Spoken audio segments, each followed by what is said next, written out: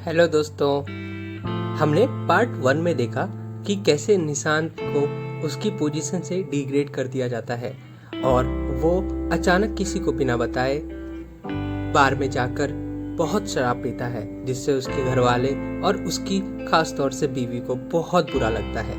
लेकिन निशांत, उसको तो कुछ फर्क ही नहीं पड़ता। चलिए जानते हैं आगे उसकी बीवी ने क्या किया और क्या कदम उठाया। निशांत की बीवी ने सोचा, जब किसी को फर्क ही नहीं पड़ता, किसी को कदर ही नहीं एक औरत की, वो अपना सब कुछ छोड़कर किसी के घर को सच्चे दिल से अपनाती है और उसका अपना घर समझकर सारा टाइम घर को संभालने में लगा देती है और बदले में ये उम्मीद, ये चाहत रखती है कि उसका परिवार उसके साथ दे सके, उसके पति को कभी उसे झूठ बोलने की जरूरत ही ना पड़े। क्या इतनी सी बात की उम्मीद करना गलत है? और फिर वो फैसला कर लेती है कि वो अब उस घर में नहीं रहेगी जहाँ उसकी कदर नहीं। ये सोच वो अपना सामान पैक करना शुरू कर देती है और फिर वो सारा सामान लेके हॉल में आती है।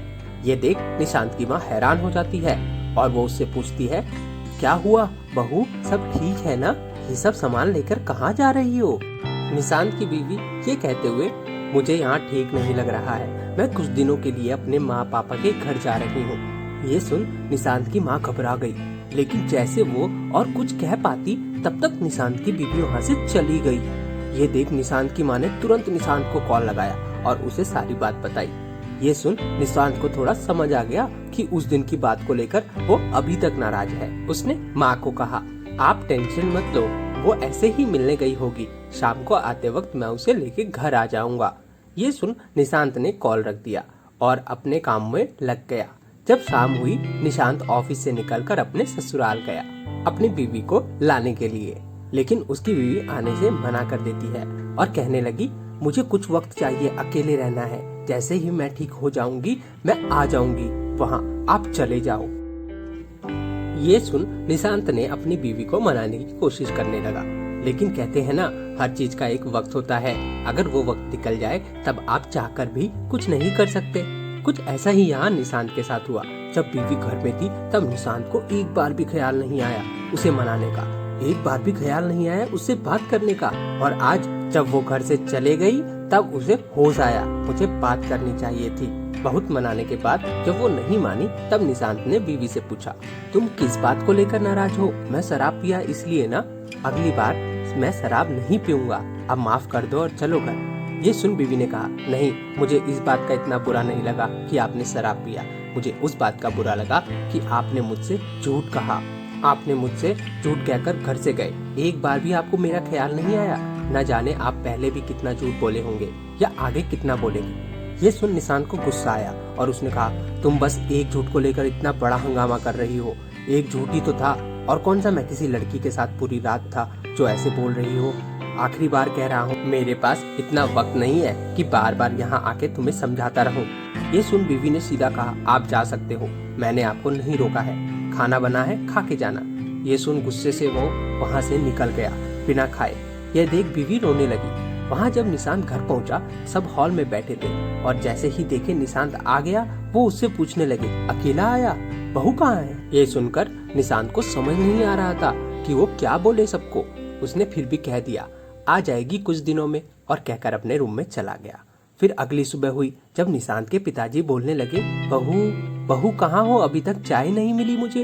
ये सुन निशांत की माँ ने कहा, बहू कहाँ है, आप भूल गए, वो अपने मायके चली गई है। ये सुनकर वो थोड़े उदास हो गए और फिर उनकी बड़ी बहू कुछ देर बाद चाय लेके आती है। कुछ देर बाद जब नाश्ता का वक्त होता है तब घर में नाश्ता बना नहीं रहता है और वहाँ निशांत को हमेशा उसकी बीवी उठती, जो कि अब घर में नहीं है, तो वो लेट उठता है। देखते ही देखते घर का सारा माहौल बिगड़ने लगता है, ना किसी को समय पर चाय मिलती है तो ना किसी को समय। उनकी बड़ी बहू जॉब करती थी तो वो भी अकेले कितना कर पाती, जितना उससे होता वो करके अपने ऑफिस चले जाती।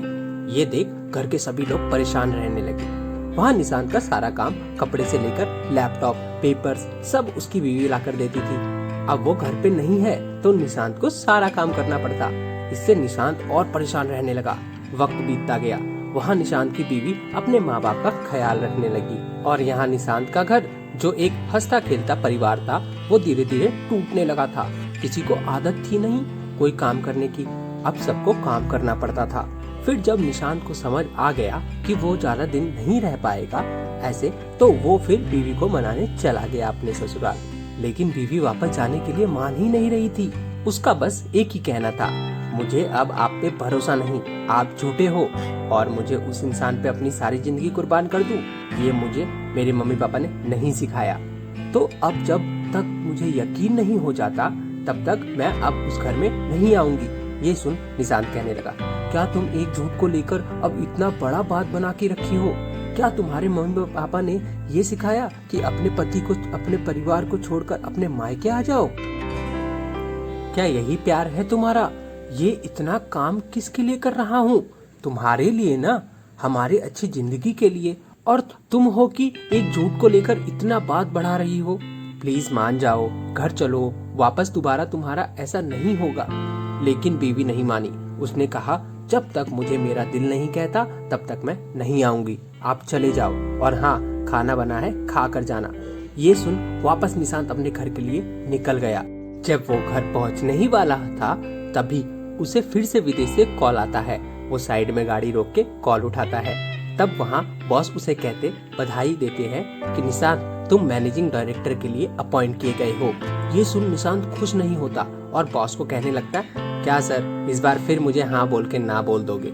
आपके उस दिन की वजह से यहाँ मेरी जिंदगी बर्बाद हो गई है और आप मुझे ये बोल रहे हो? ये सुन बॉस ने कहा, मुझे नहीं पता निशांत, तुम्हारे निजी जीवन में क्या हुआ है। उस दिन जब मैंने कहा कि तुम्हारा पोस्ट बदल दिया जाता है, वो मेरा अकेले की बात नहीं थी, पर पूरे टीम मिल के तय किया था।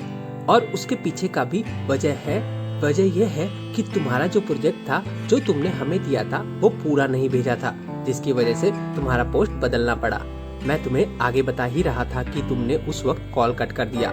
ये सुन निशांत अपना लैपटॉप ओपन किया और चेक करने लगा। तब उसे पता चला कि पार्टी की खुशी में उसने पूरा काम खत्म ही नहीं किया था और उसने बिना कुछ देखे बॉस को दे दिया था। ये देख निशांत ने बॉस को सॉरी कहा और माफी मांगी और फिर पूछा कि सर, लेकिन अभी फिर से वो पोस्ट कैसे दिया मुझे? मैंने तो आगे कोई काम ही नहीं किया, फिर कैसे अभी मिला मुझे? फिर बॉस ने कहा, वो जो आधा काम रह गया था प्रोजेक्ट में, वो तुम्हारी बीवी ने कंप्लीट करके मुझे मेल कर दिया, जिसे देख सारे टीम मेंबर बहुत खुश हुए और तुम्हें फिर से पोस्ट दे दिया गया। ये सुन निशांत हैरान रह गया और वो सर को थैंक यू बोले, बाद में बात करता हूँ सर, ये बोल के कॉल कट कर दिया। और निशांत बहुत रोने लगा, रोते गया। जिस बीवी को वो टाइम नहीं देता था, उसे झूठ कहकर चला गया। वो हमेशा घर का काम करती रही, लेकिन एक बार भी उसने उससे पूछना जरूरी नहीं समझा कि कैसी हो, लाओ मैं कर देता हूँ काम, या आराम कर लो, बाद में कर लेना। हमेशा उसे गलत समझ रहा था। और आज वही बीवी ने उसके झूठ बोलने पर भी, घर छोड़ने पर भी, पूरी रात उसे भूखा रखने तक लेके रोज घर के सुबह से शाम तक काम कराने पर भी उसने अपने पति का काम किया, उसे जरूरी समझा। और वो भले मायके में थी, लेकिन काम अपने पति का कर रही थी, वहाँ रहकर भी, ताकि उसके पति का विदेश जाने का सपना, मैनेजिंग डायरेक्टर की पोस्ट और उसके परिवार का सपना था, वो पूरा हो सके। जब वो अपने घर पहुंचा तब माँ ने देखा कि निशांत के आंखों में आंसू। तब माँ ने पूछा, क्या हुआ निशांत, तू रो रहा है? निशांत ने कहा, माँ मैं बहुत बुरा हूँ, इतना बुरा कि मैं किसी से नजरें भी नहीं मिला सकता, खासकर अपनी बीवी से। ये सुन माँ ने बोला, बेटा हम औरतें भले ही कुछ कहती ना हो, जताती ना हो, इसका मतलब ये नहीं कि हम इंसान नहीं, हमारे में भी कुछ दिल है, हमें जीने का हक नहीं, हम अपने पूरे सपने करने का हक नहीं। आज तक कभी पूछा अपनी बीवी से उसे क्या पसंद है? उसका कोई सपना है, उसकी कोई ख्वाहिश है जो अधूरी है? एक बार भी बेटा तूने अपने माँ से कहा, माँ तुम आज रहने दो, मैं काम कर देता हूँ? बेटा निशांत, सब कुछ पैसा ही नहीं होता, सारे सपने सिर्फ तुम्हारे ही नहीं होते, तुम्हारे पास जो अपना सब कुछ छोड़कर आई है उसके भी होते हैं। ये सुन निशांत अपनी माँ के पैरों में गिर गया और उनसे माफी मांगने लगा। साथ ही वहाँ खड़े उसके बड़े भाई और पिताजी भी रोने लगे। तभी माँ ने निशांत को कहा, उठ जा बेटा, उठ जा, जा और मेरी बहू को कुछ भी करके ले आ, बहुत याद आ रही है उसकी। ये सुन निशांत रोते रोते अपने ससुराल पहुंचा और अपनी बीवी के सामने गिर गया। तभी बीवी देख, क्या हुआ निशांत, आप रो क्यों रहे हो? सब ठीक है ना वहाँ? तुम्हें कुछ हुआ है क्या? कुछ बोलो निशांत, मुझे डर लग रहा है। तभी निशांत का रोते रोते कहना, जरूर पिछले जन्म में मुझे कुछ अच्छा काम किया रहेगा, तो जाके इस जन्म में तुम मिले। जो अभी भी मेरे और मेरे परिवार के बारे में पूछ रही हो, सोच रही हो, क्यों हो तुम ऐसी, क्यों तुम मुझसे इतना प्यार करते हो, मैं लायक नहीं हूँ तुम्हारे प्यार के, मुझे मारो, मारो मुझे। ये सुन बीवी की आंखों में आंसू आते बोली, निशांत, मेरे तो सब कुछ आपसे ही शुरू होता है और आप पे ही खत्म। ऐसे कैसे आप मुझे बोल रहे हो, मारो, मर जाऊंगी लेकिन कभी आपको कुछ नहीं होने दूंगी। ये सुन निशांत की बीवी को अपने बाहों में ले लिया और रोने लगा। कुछ देर बाद बीवी ने कहा कि खाना रखा है, खा लो चलो। जब निशांत खाने बैठा तो वो देखा जो भी कुछ बना था सब उसके पसंद का बना था। ये देख वो फिर से रो पड़ा और पूछने लगा, बीवी क्या है ये, तुम्हें पता था मैं फिर से आऊंगा आज? बीवी हंस के बोली, नहीं नहीं, मैं तो रोज आपके पसंद का ही खाना बना के रखती हूँ ताकि आप जब भी आओ आपको आपके पसंद का खाना खिला सकूं। आप जब भी आते मैं रोज बोलती खाना खा के जाना, लेकिन आपने कभी खाया ही नहीं। तब निशांत को समझा कि हमेशा बोलने का कारण ये था कि बीवी हमेशा मेरे लिए मेरी पसंद का खाना बना के रखती थी। ये सोच निशांत के आंसू रुक ही नहीं रहे थे, बहे जा रहे थे। वो फिर बीवी को अपने पास बिठाया और अपने हाथों से उसे खाना खिलाया और बाद में उसने खुद खाया। इतना ही नहीं, जब खाना हो गया तो सारा बर्तन उसने। ये देख बीवी रोने लगी और जैसे ही कुछ कहने जाती कि निशांत ने उसे चुप करते हुए कहा, शांत, आज से और अभी से तुम्हारी आंखों में एक आंसू नहीं आने दूंगा। और वहाँ बैठ गया। कुछ देर बाद बीवी ने कहा, घर नहीं जाओगे? तब निशांत हंसते हुए, जहाँ मेरी बीवी ही मेरा घर है। ये सुन उसके चेहरे पर हंसी आ गई और अपने रूम में चली गई। कुछ देर बाद सारा सामान के साथ रूम से बाहर निकलकर कहने लगी, चलो निशांत, मुझे वो वाला घर जाना है, अब मुझे वहाँ ले चलो। ये सुन निशांत जल्दी से उठा और गाड़ी में सामान रख दिया और फिर बीवी के लिए कार का दरवाजा ओपन किया और कहा, बैठिए मैडम। ये सुन बीवी हंसकर कार में बैठ गई और थोड़ी दूर जाके निशांत गाड़ी रोक लेता है और फिर बीवी को बाहर निकलने के लिए कहता है। जैसे ही वो बाहर निकलती है वो देखती है निशांत वहाँ आइसक्रीम ले रहा होता है। फिर दोनों एक दूसरे को देखते आइसक्रीम खाते रहते हैं। कुछ देर बाद दोनों घर पहुँचते हैं तो देखते सब घर वाले जगे रहते हैं और दोनों के लिए एक केक रखा रहता है। ये देख दोनों खुश हो जाते हैं और केक काटकर एक दूसरे को खिलाने लगते हैं। कुछ देर बाद निशांत और उसके बड़े भाई दोनों मिलकर सबके सामने कहते हुए, अब से हर हफ्ते में 2 दिन हम भाई मिलकर खाना बनाएंगे और वो दिन आप सभी को आराम करना होगा। ये सुन सब हंसने लगते हैं और माँ दोनों बेटों के सर पे हाथ रख आशीर्वाद देते हुए, आज मुझे मेरा परिवार फिर से मिल गया। इस तरह निशांत की हंसता खेलता परिवार, जो निशांत के एक झूठ से टूट गया था, वो फिर से जुड़ गया। तो ये था एक झूठ की ताकत जो एक हंसते खेलते परिवार को तोड़ के रख दिया था।